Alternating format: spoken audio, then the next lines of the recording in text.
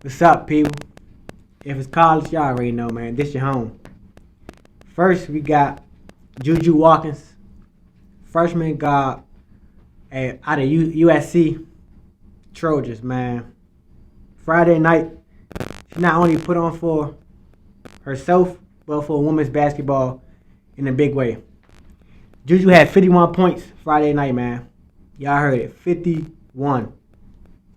Not against no scrubs either, against number 4 ranked Stanford. They was JUJU team. USC was heavy underdog in this game, and they came out on top. Like I said, JUJU had 51 points. She's a true freshman, not a redshirt freshman or anything like medical redshirt. A true freshman. She was efficient in this game too. Shot 14 for 26 and gave us 6 threes. So Steph Curry type of game. JUJU had 51, and the rest of her team had 16 points. So that just shows how great she was. This was definitely her game, and she took over this game. She not only killed on offense, but she was great on defense. She had, the opposing team guards had 2, 6, and 10. They combined for 18 points. So she was excellent on defense and on offense. Man, JUJU is definitely a star, man. I was aware of her before this game, and I caught a few of her games, and I seen that she looked composed out there. You could just tell when some players are better than the others. I'm not gonna say not trying their hardest, but they're just, you know what I'm saying, they can get to it. They can get a bucket. They can set their players up, or, you know what I'm saying, they know when to take over a game. They need to dish a great pass, set a great screen, ask for a screen or whatever. So this performance definitely put her on the map a lot, man. Not only her, but like I said, women's college basketball. Because you think about it, man, you got the Fly Jays, the Caitlyn Clarks, the Van Leaves, and now JUJU. Women's college basketball has grown a lot, man. There's been a lot of stars and a lot of eyes on them because of these type of performances. We're not really getting these type of performances from the men's side. We're going to get to it a little later to talk about the men's college basketball games this weekend. But the women's college basketball has been giving us great performances from great stars. It has been some great stars in college basketball in these last few years, man. And JUJU now is definitely one of them, as she put herself on the map with a 50 burger. She went to Chick-fil-A and said, let me get a 50 piece and add one more in there for me. But, man, JUJU a star, man. She showed up. I was definitely impressed not only with her scoring, but that the opposing guards combining for 18 points was big to me. Because that just showed how complete of a player she is, and not that she's just, this game, she had the high hand, or she was just, you know what I'm saying, making shots, firing shots, and things like that. But she was locked in on offense and defense. Anybody that know me, I love two-way players. I love players that's great on offense and great on defense. And JUJU showed this, man. She showed this. And she did this at home in California. So you know the next game they home, you're going to have YG in there. You might have LeBron in there, AD. Every top big player or celebrity that's in California, they're going to be at her game next week. I promise you. We already seen YG at courtside at a few of her games. They would have been playing around, things like that. So, man, the men or the celebrities, whether they athletes or not athletes, rappers, singers, whatever, they are locked in on women's college basketball, and JUJU is showing you a reason why. She's definitely a star, man. So if you're not hip to JUJU Watkins, please go tune into their next game. And I'm not saying she may go off for 50 again, but she's definitely going to give you at least 25. So, JUJU Watkins, man. She went to Chick-fil-A and said, let me get a 50 piece and add one more in there. Next, we got one of the biggest rivals in college basketball, man. Blue versus blue. Duke versus UNC, man. if you know college basketball, you know this is one of the biggest rivals in college basketball ever. Some man, what's his name on the air said it's one of the biggest rivals in all the sports. He said, Jay Williams, he said this is one of the biggest rivals in all the sports. And I would definitely say it's top 5, top 6, top 7. UNC versus Duke, top 7 rivals in all time, because both teams have been great so many years. So many great players have came from those schools. The coaching has been great from both schools. And every game is very competitive. There's not many blowouts in those matchups and things like that. But this one was big because both teams were ranked in the top 10 before this game.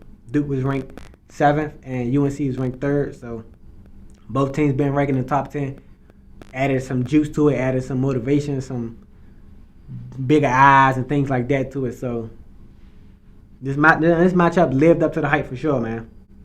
And from the get-go, you just seen UNC was composed and they hit Duke in the mouth early. And Duke never kind of responded, man. The turnovers was a big part of the game. The three-pointers differences was a big part of the game. The fast break points was big. Duke wouldn't get back on defense. And UNC coming into the game, Duke had to know that UNC runs. They runs. When they get a turnover, they run it. They're not waiting to send them no offense or nothing. Or even when Duke made a basket, UNC would fly down the court and get them a quick basket right back. So fast break was definitely a big part, man. UNC defense was big in this game. It wasn't that they stopped them or nothing like that. Got many stops and held them to 60 points or 50 points, but they defense turned it to offense. In the first half, Duke had 6 turnovers, which counted for UNC 10 points. Like I said, they get out and run. Then it was a 14-2 turnover points favored for UNC. So UNC not only didn't turn the ball over, but they capitalized on all of UNC turnovers. Duke had 10 turnovers and UNC had 5. So that just showed how composed I believe UNC was, how important the coach put into their minds and brains that turnovers may be a big part of this game because everybody gonna get this. You know what I'm saying? Duke, they still had 3 players with 20 points. So it wasn't that Duke wasn't able to score, but UNC defense turned into offense was great. You know what I'm saying? And then a lot of the hustle plays went into UNC favor. Like Baycott was diving on the ground, Ingram was diving on the floor, they were saving the ball, things like that, all went into UNC favor. So yes, UNC was home, so that may be factored into it, but UNC was definitely they was more hungry, more invested, more locked in, I would say, than Duke. Duke did a lot of careless mistakes and had a lot of dumb shots and things like that, or they didn't get into their offense quick enough, so then they had to just hoist up, you know what I'm saying, a bad shot. So a lot of credit to UNC coaches to get them guys locked in for this game, this big game. The key players in the first half, R.J. Davis, one of the best players in the ACC, had only 4 points. But in the second half, he gave you 13, so he ended with 17. And all 13 points was key. He had a few key three-pointers, and he had a few key free throws at the end of the game. So he was big when it needed to be big. Of course, Armando Bacot going to get his. He had 23, 10 rebounds, and 5 assists. I believe those 5 assists was the key to the game because Duke did do great with doubling him. So him being able to know when to dish out the pass or find his teammates that was open, they was hitting threes and hitting shots, or then they would drive and get a layup was key. This game really showed how great Bangkok is. I believe he may be the second best big man in college basketball, of course, behind Eddie from Purdue. But Babcock definitely the second best big man in college basketball, man. This game showed that against great opponent in Duke. He showed up, man. But the MVP of this game, what a lot of people wasn't known or hip to, was Harrison Ingram. He had 21 and 12 rebounds. He was on fire, man. He was out there playing like a god. He was hitting threes. He gave you 5 threes. And he had, I think, only like 2 assists, but his poise, he took great shots all game. He was 5 for 9 from the three-point line, so that just showed how poised he was, how great his shooting was in this game. And this was his first game in the UNC versus Duke rival game, and he looked it like it was his first game.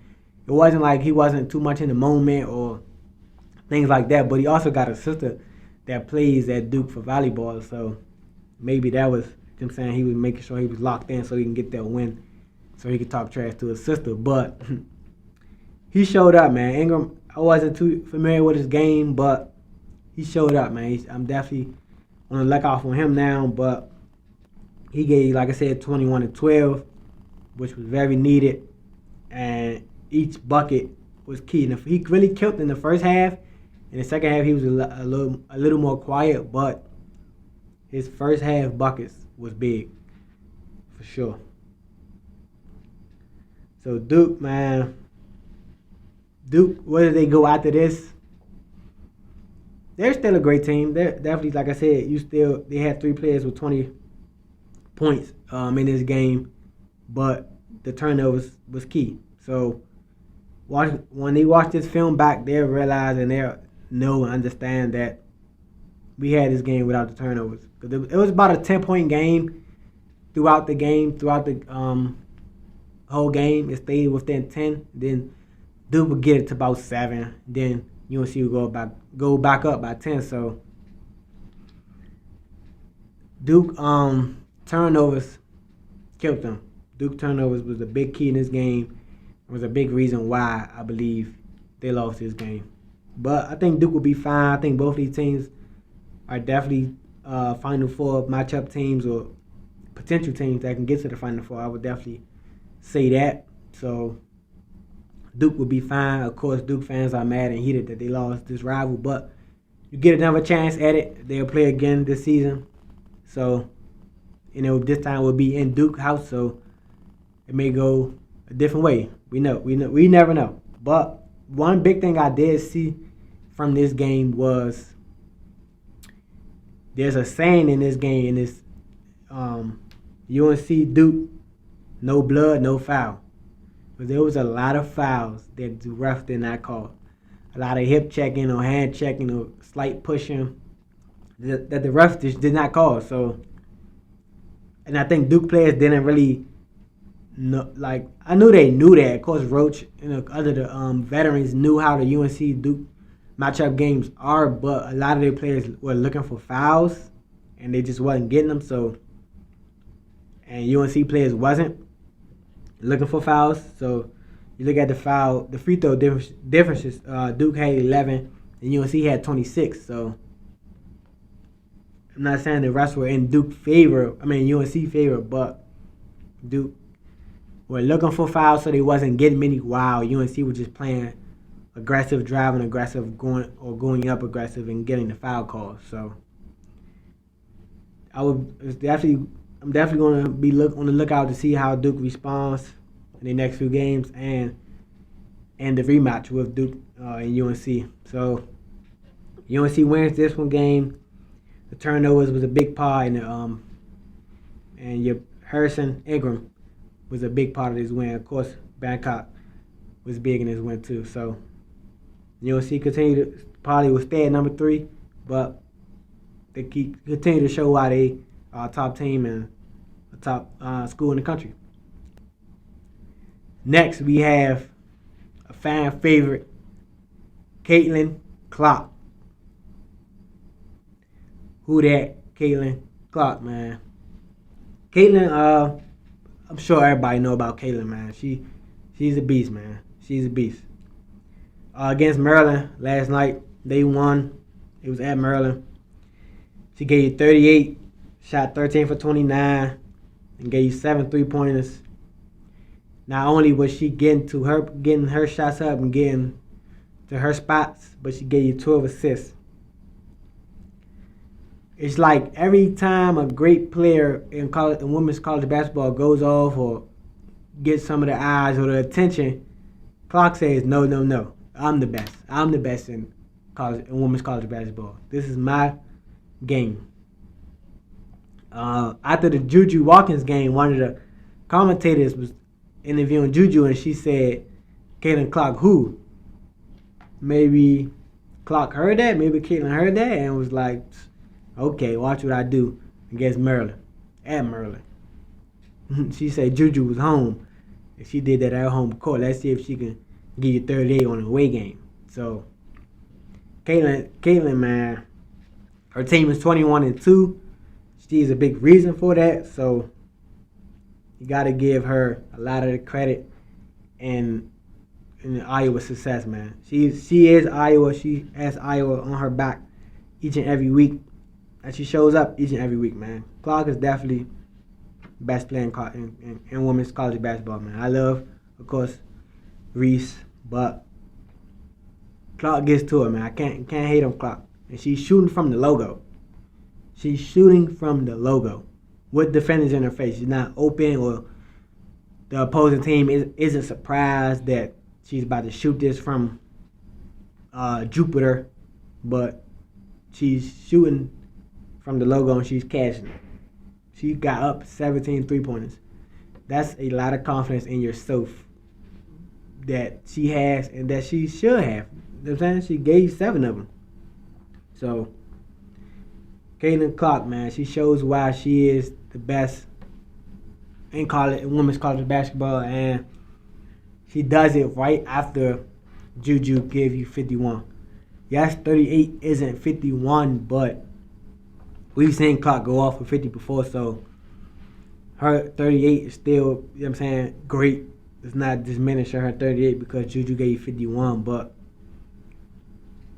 like I said, man, women's college basketball right now, I would say, is neck and neck with men's, or maybe a little bit above, because the best player in men's college basketball is Zach Edey, forward from Purdue.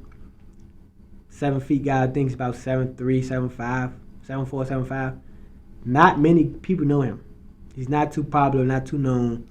He's definitely not a superstar or nothing like that, but JUJU, Caitlyn Clark, your Reese, your Fly Jays are superstars. They have the followers on Instagram, they have the followers off the court, and they're giving you great performances on the court. We haven't seen, you know what I'm saying, a 50-point game from a men's guy in a minute. We just got one with a freshman in women's college basketball, and we just got a 38-pointer, and a day later from JUJU's 51. So, women's college basketball, man, is on the rise, man. It's definitely on a big rise, and it has the potential to be above men's. The March Madness, I think, will definitely have the ultimate factor in who wins or what are the matchups. Because maybe, say we get a USC versus Iowa matchup, that would be crazy. That anticipation and that talk coming to the game, JUJU versus Caitlyn Clark, or we get the Iowa versus LSU again. You remember the last year we had the You Can't See Me all going crazy, and we get the Reese versus Caitlyn Clark matchup again, man.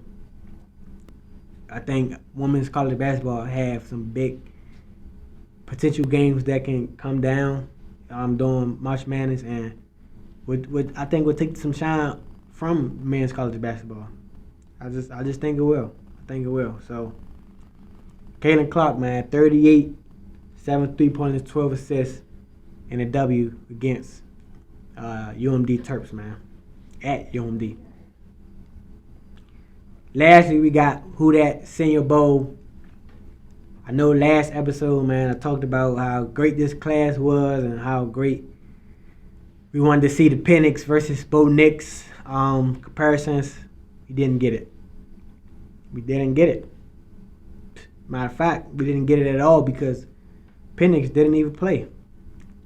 I'm not sure why he didn't play because his last performance we seen him was the championship game against Michigan. And he just honestly didn't look well. He looked very inaccurate. His mobility was bad. He didn't look well, man. Kind of hurt his stock, I thought. So I thought the same bowl he would lift his stock back up. But he didn't. He did have a great practice all week. A lot of the reports have been saying. But I think game experience would have helped his stock out a lot more. Maybe his agent or maybe some teams, you know what I'm saying, told him maybe he shouldn't play or thought about that. It may can only hurt his draft stock. But he didn't play, man. But one thing we learned from this Senior Bowl is this O-line class is deep.